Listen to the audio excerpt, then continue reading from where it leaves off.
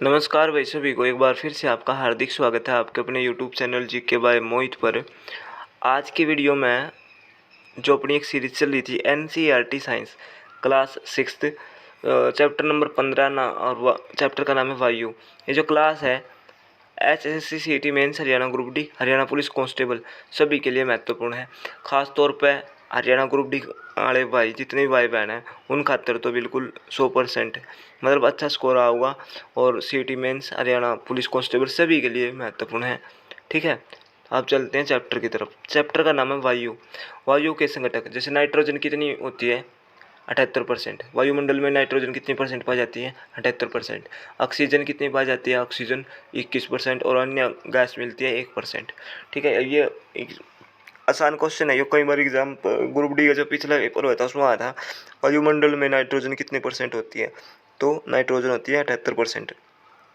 Nitrogen क्या होती है, हमारे आसपास की वायु में 78% हिस्सा नाइट्रोजन है। ठीक है, पादपों यानी कि पौधों को प्रोटीन बनाने के लिए नाइट्रोजन की आवश्यकता होती है।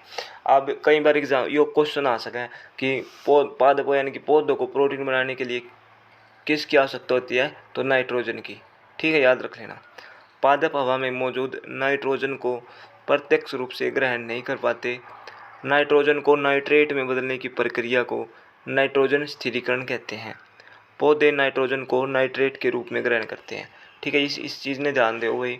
जो है ना, नाइट्रोजन क्या है, हमारे आसपास की वायु में 78% हिस्सा क्या है, नाइट्रोजन है।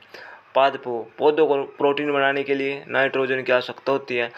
जो पादप है हवा हवा में मौजूद नाइट्रोजन को प्रत्यक्ष रूप से ग्रहण नहीं कर पाते। वो ग्रहण कैसे करते हैं, पौधे नाइट्रोजन को नाइट्रेट के रूप में ग्रहण करते हैं। ठीक है, और नाइट्रोजन को नाइट्रेट में बदलने की जो प्रक्रिया है उसको क्या कहते हैं, नाइट्रोजन स्थिरीकरण।